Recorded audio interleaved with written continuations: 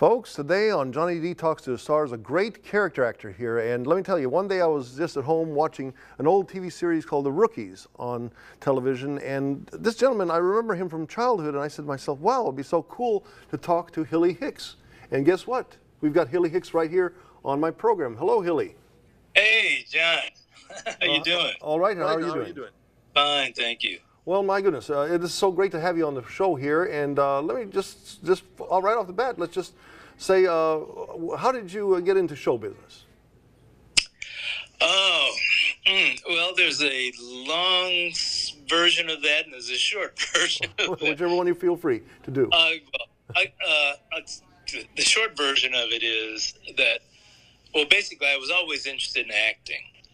It was something I did in school, and I loved it. I really had no designs, though, about becoming a professional actor until I was in high school, and I was student body president at my high school here in Los Angeles, and there was a political event that took place at our school that thrust our school into like the national and certainly the local news. Well, a couple of screenwriters saw this, and they were interested in writing a screenplay about what happened at Thomas Jefferson High School. And they needed to talk to somebody who, sort of knew what was going on from the inside. And the principal told them about me. I went out and I sort of, helped them do research for this film that later became a movie called Halls of Anger. And so anyway, they, as a favor to me, they introduced me to, one of the things they did was introduce me to an agent because they found out I was interested in acting. I auditioned for the agent. The agent signed me to a contract, and one thing led to another, and I became a professional. And you've done a very professional job all along your career. And I mean, well, let's just cross this bridge right while we're there. I mean, we'll go back to the acting, but basically you went from actor to a preacher, and a preacher for a long time, right? Well, yeah, that's right. As a matter of fact, that's the long version of the story of how I became an actor in the first place, because the long version of it, since you brought it up, John. Okay. All righty. The long version is that I was a preacher from like age 7. I started preaching in my father's Baptist church at a young age. And that's what led to my becoming an actor, because I got notoriety locally. And a couple of guys were casting a stage play and heard about me and needed a little boy in this play and contacted me. And that was my first exposure, even though it wasn't professional film. That was my first exposure to acting, and I just really loved it. I was just doing local theater, and it was fantastic. And then came school and so on. And yes, so I've carried I carried these two loves, these two commitments my whole life, both to the church and to the theater, to preaching and acting. And there's been two parts of my personality for many, many years. And yes, I then after high school became a professional television actor and was acting in film and TV for 18 years. And I started feeling that I was neglecting the other side of who I am, and that is my call to ministry. And so I went to seminary, still acting, but I went to school for ministry, and got a couple of degrees. And then after graduating, I answered a call to go full-time into ministry. And the particular form of ministry I entered to was communications for the United Methodist Church. So I left LA, something I couldn't have dreamed of doing. I left Los Angeles and went to Nashville, Tennessee, and went to work for United Methodist Communications. And there I was able to pursue both ministry and media, because I was also hosting a TV show for them, a weekly TV show called Catch the Spirit, and pastoring at the same time. It was quite a different thing than being in LA, but that's what took me out of LA, and I was gone for a long, long time before I finally came back. And which one did you find easier or harder, preaching or being a television actor?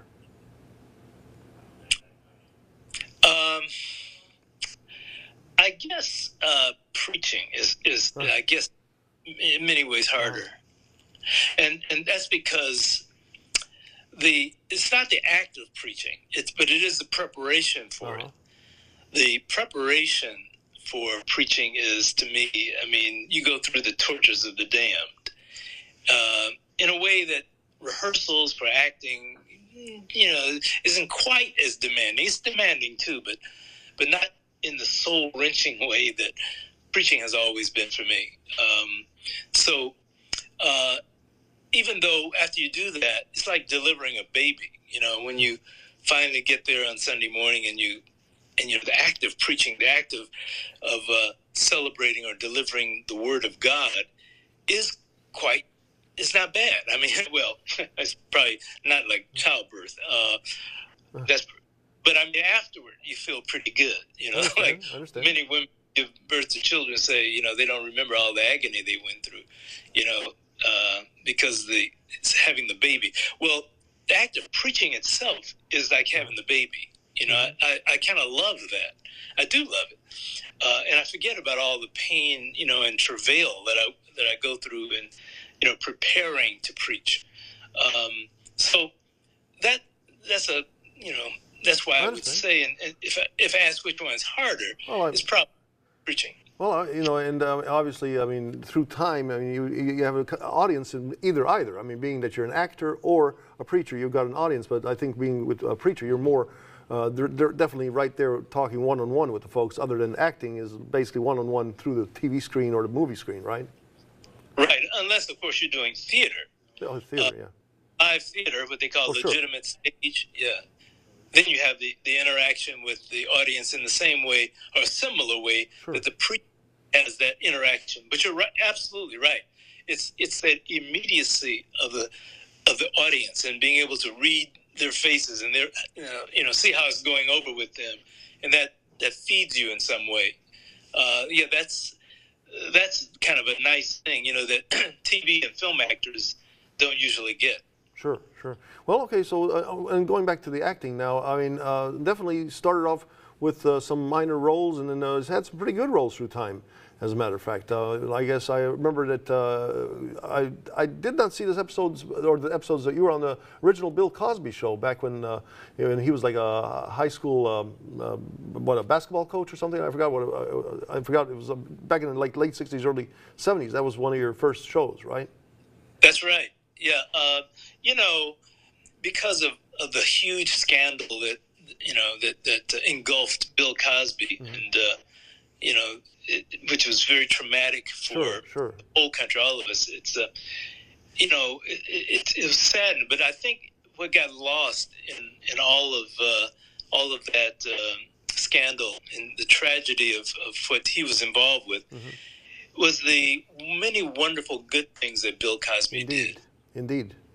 And not only by entertaining America, through his comedies, comedy albums, his TV shows, and so on, but and being America's dad. But many of the things that he did behind the scenes, he was a tremendous philanthropic giver, but more to the point, he also helped a lot of people in the business, in show business, to get started. A lot of people behind the camera, and a lot of people in front of the camera, myself included. I owe personally Bill Cosby a huge debt of gratitude, because when I was first starting in the business, one of the shows I was able to do was an episode of his show called The Bill Cosby Show. Yeah. Where he was playing a high school PE teacher. The PE teacher. That's what I'm trying to remember. Basketball or PE, basically. Right. Yeah. Teacher. And it was we had it was a great episode. And when I finished doing that particular episode, I went up to him and I said, "Well, I really enjoyed working with you, and I hope I can work with you again."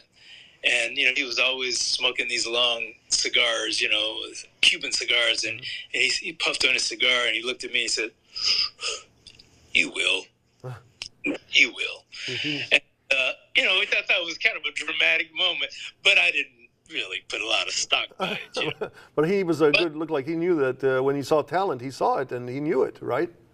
Well, I mean, he was true to his word, and they had me back on that show, I think 5 more times. Cool, And that was a tremendous break for a young actor who was just starting out. And, so, I mean, I just always, like to give him credit for me personally, being helped by his generosity.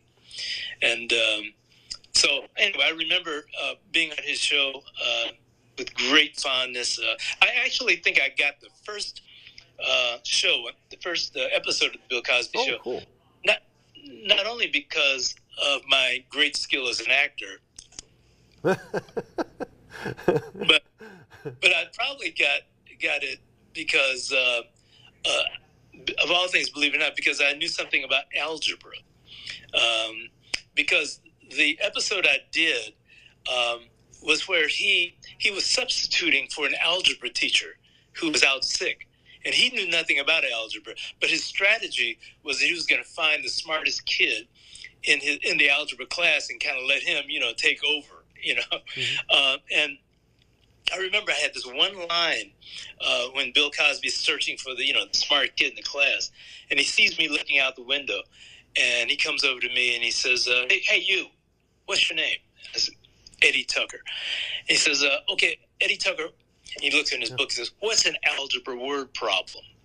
And I turn around and I say, an algebra word problem is a first or second degree equation of one or two unknowns represented by a series of sentences whose solutions can be found by means of a graph or a system of linear equations. And then Bill mugs the camera. He goes, I found my Osgood, Anyway, but because I often think back, that I walked into the audition for that part, having taken algebra in high school and having learned a little bit about what algebra was. And I think because I could read that line with some, understanding, I think helped me get that job. And hence the connection with Bill Cosby and possibly my career. I mean, who would have thought algebra would have been, instead of like an engineering degree, or, he would be using that for engineering, and you were using it for acting, Exactly. Shows the kids all at home, see, algebra is important for everything. You never know, especially as an actor, you never know what you can use, or what will come in, what skill, what piece of information, understanding of the world, because all of that helps you as an actor, and as a preacher, by the way, but all of it, everything that you know about life helps you as an actor. And another show that you were on, and actually a couple of episodes, MASH, correct? Yes. Any memories? Yes. I mean, any memories from the MASH episodes? Yeah, MASH, it was just great working with Alan Alda and Jamie Farr, the whole group. They were just a fantastic group. Of course. The episode that I think most about is when I'm stealing penicillin from the MASH compound, and Jamie Farr, who plays Klinger, I think is his character. Yes. He captures me with his mink stole, and they find out that I'm not just stealing penicillin to sell it on the black market, but I'm stealing it because I'm a medic, and actually I'm trying to get it for the guys on the front line because we can't get enough, supplies. And so so McLean Stevenson and the Alan Alda and the whole gang, they become very, very understanding of my situation after that. But it was great to because that show brought the human situations that confronted those troops back then, into the show. And so, any part you played on MASH was going to be like that. It was going to reveal some sensitive, compassionate aspect of being a human being, even in the midst of war. I mean, and also that then got your attention, I guess, to Larry Gelbart, who was the guy who basically created MASH. I mean, it got you a TV series called Rollout, correct? Exactly. Yeah. So, right. Being on that show then, put me in line, I guess, to be considered for Rollout, which was a spinoff of MASH. Actually, it was another military comedy. But Rollout was based on World War II rather than the Korean conflict. World War II in Germany, and I played a truck driver in the Red Ball Express, which was a group of black truck drivers bringing ammunition and supplies to the generals on the front line, and a very true and very heroic group of soldiers from World War II. Anyway, we did a sitcom based on that way back in the day, and yes, it was Larry Goldbart, Gene Reynolds, 20th Century Fox, the same production team that did MASH, and that was a fantastic experience. In a supporting crew, I mean, I'm looking at names like Teddy Wilson, Garrett Morris, Ed Begley Jr., and Mel Stewart also used to be on All in the Family, played George's brother, George Jefferson's brother. I mean, all these folks were all on that show with you too. I'm surprised it didn't last too long. Yeah, also I have to mention my co-star, Stu Gillum. Yes, Stu Gillum. Yes, Stu Gillum on top of that. Yes, all these folks. I mean, you guys had a pretty good. I mean, everybody's young at that time in Hollywood on this show, but a lot of folks, I mean, went on to do different roles. Oh yeah. Ed Begley Jr. particularly had a fabulous career after that. But we.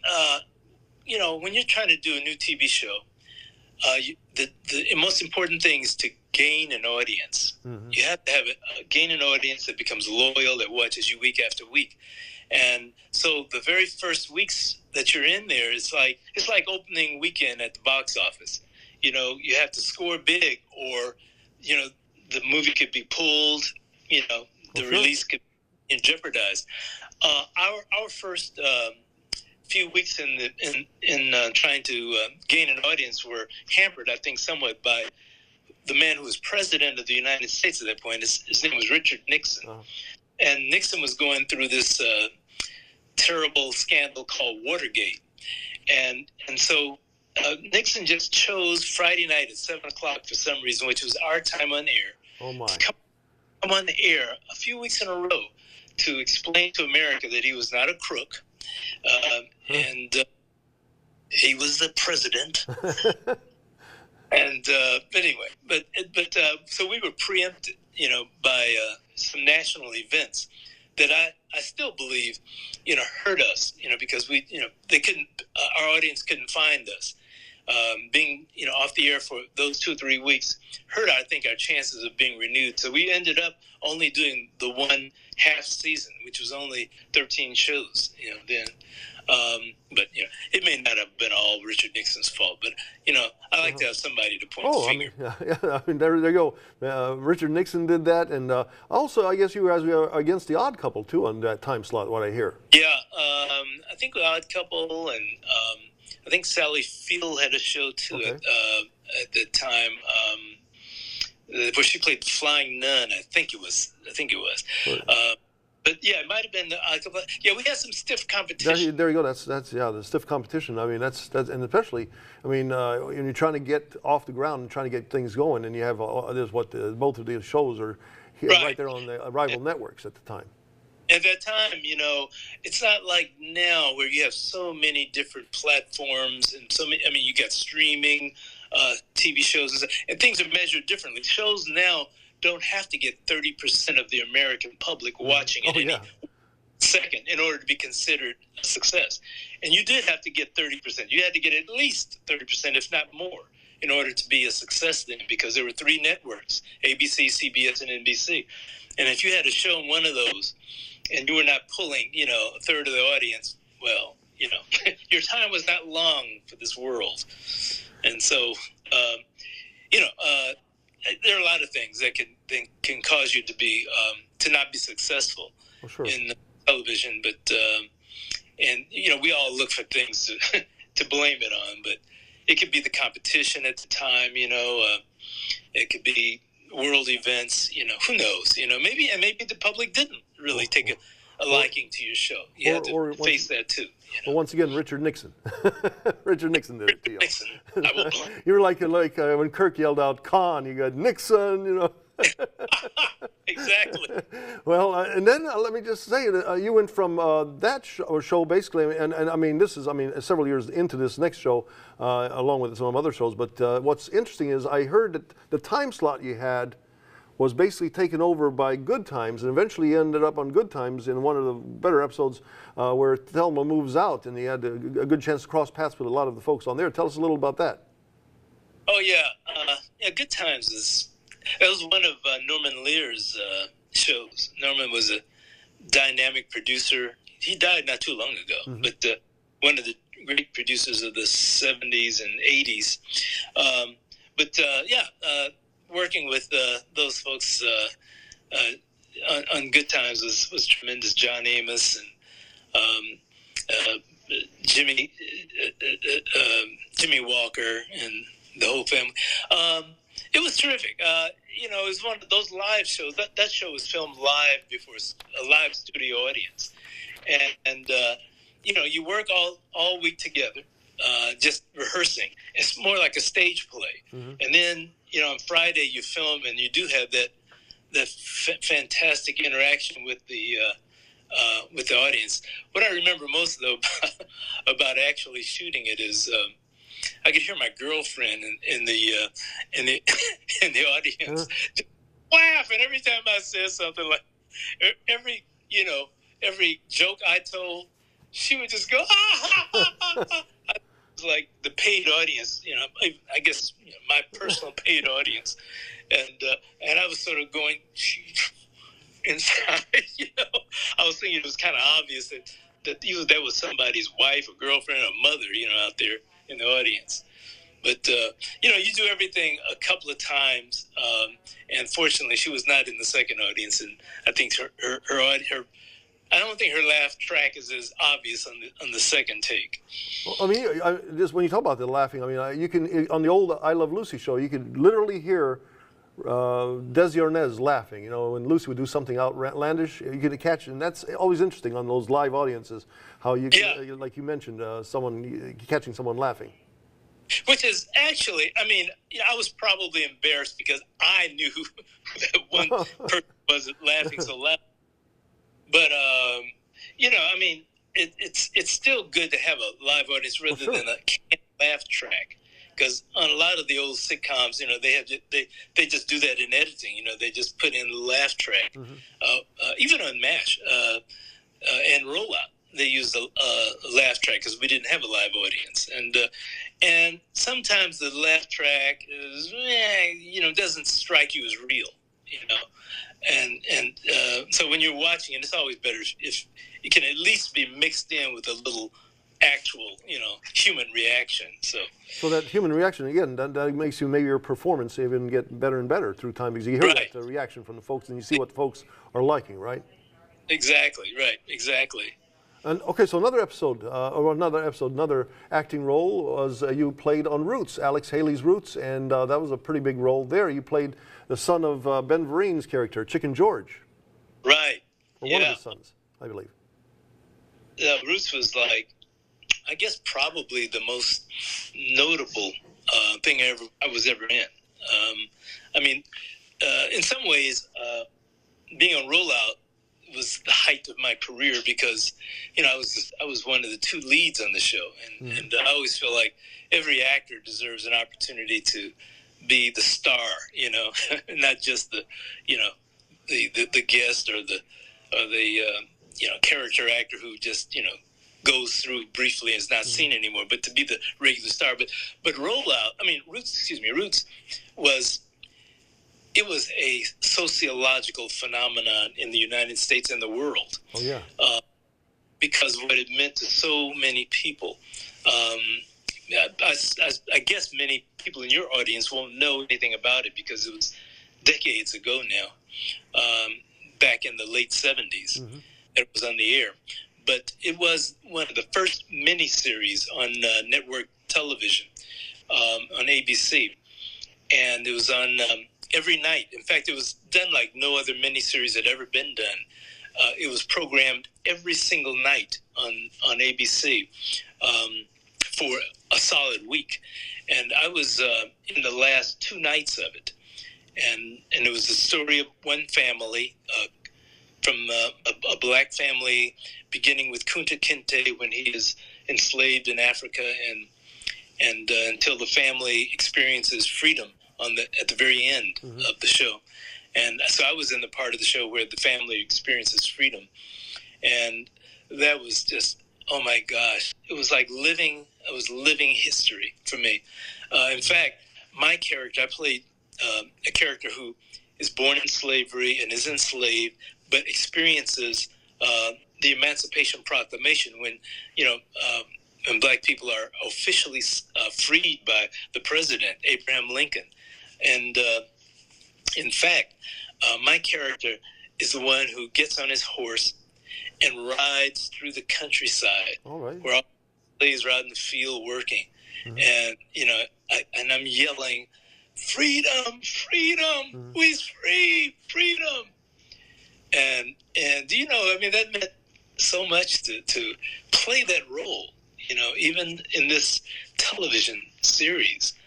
And to be the one, announcing it was like once in a lifetime kind of experience.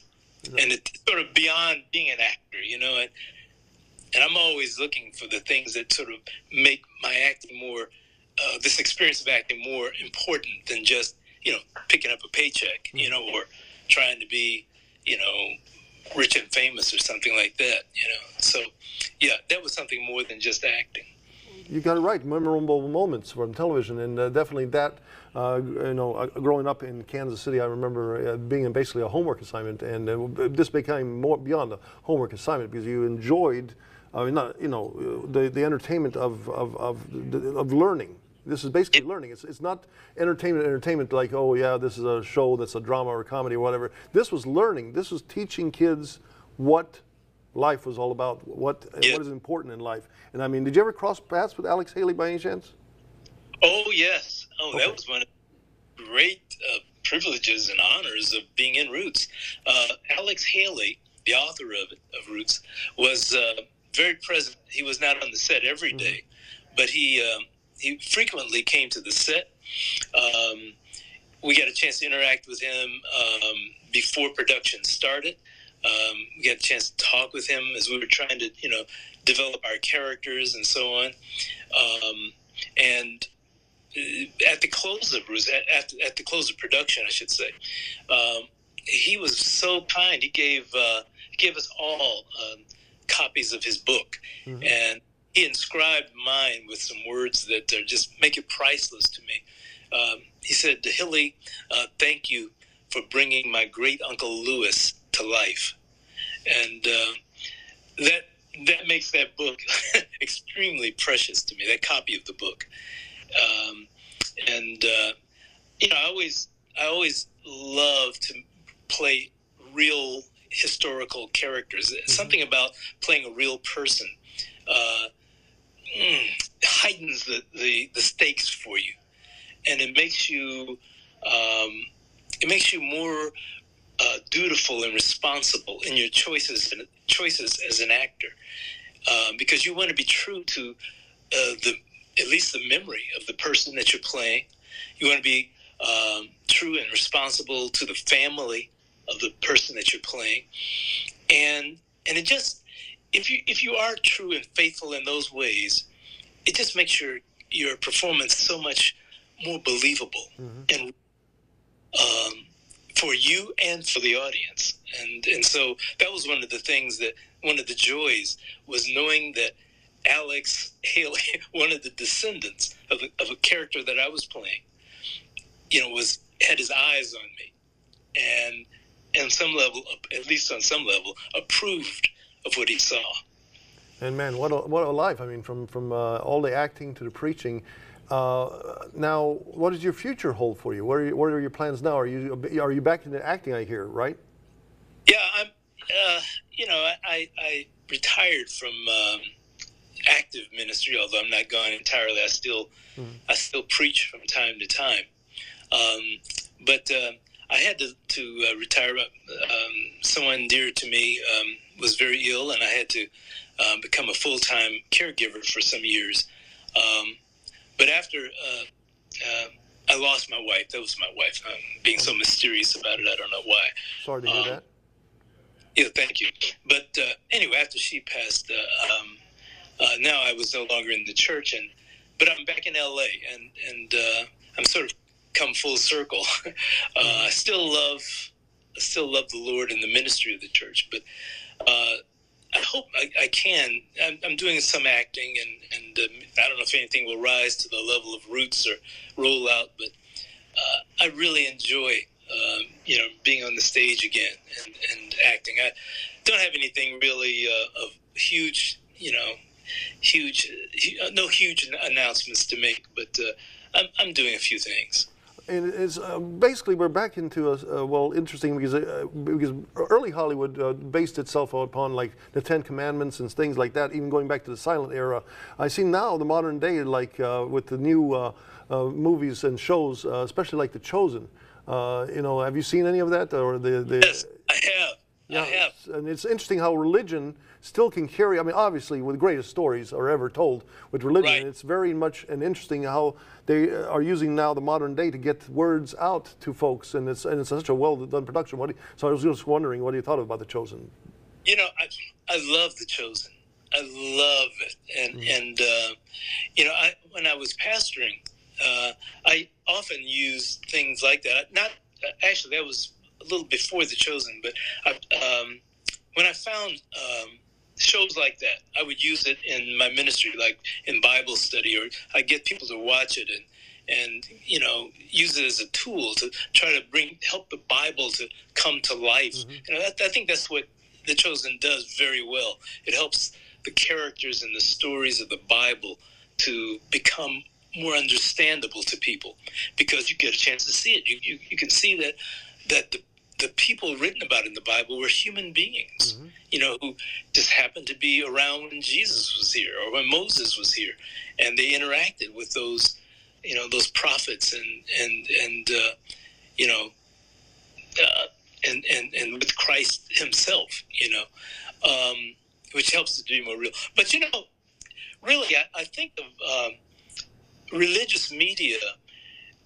When I think of it, sure, shows like Chosen are fantastic, but some of the most religious, and I'd say the ones that carry the message of God most powerfully sometimes are stories that don't even mention God. They might be entirely about human life. And so I've always been interested in studying those kinds of films. That is, films that are just about human life, but talk about it in a way that reveals God, or reveals the goodness of God, or the mercy of God, or teaches lessons about God's love and what it means to love and forgive one another. Those to me are the most important. I actually became a director while I was away from Hollywood, because working at United Methodist Communications gave me a chance not only to host television shows and to participate in the church, but to actually produce and direct films. And so I did one film a short film that we called The Syrup Can Chalice. I think it's available online. Okay. But anyway, The Syrup Can Chalice was a story about grace, how one person can extend grace and compassion to another person in a moment of great duress and stress, and where life itself is hanging in the balance. It's a short film that I'm very proud of it, but it's not a religious film per se, because talk about the Bible or about Jesus or God or anything. But hopefully, a person who understands and who believes in God will see God in that film. Anyway, that's really what I really want to do more of in the future, is to produce films about human life, but that reveal those properties and those things of God that are so important. They're looking for the goodness of people looking for the goodness in when it comes to acting and when it came to religion. You've had a pretty blessed life. I think that God has a way of, not wasting anything. If you let God, I know I'm getting religious now, and this is not a religious talk show, but this is my belief, that God has a certain economy. There's an economy to life. That is to say, God doesn't waste anything about us. If we are, if we believe in God, God, and allow God to use us, God will pull the things that seem to be completely disconnected or have nothing to do with each other and blend them together in a way that is exciting and surprising. And I think, without patting myself on the back too much, that God has done that in my life.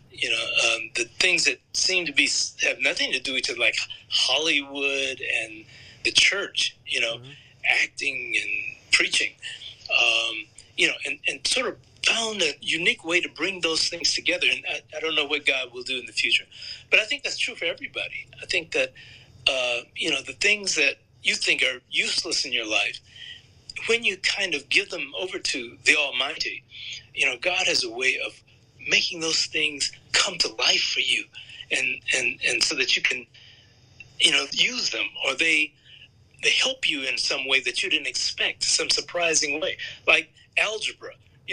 Helped me, and to sort of form myself as an actor when I first started. So I see myself, all of life, as being connected in that way.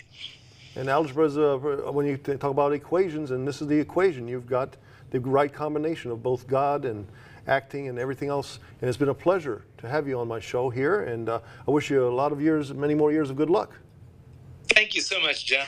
It's a pleasure to be on the show. And God bless you. God bless. Very much. Take care. Take care, John.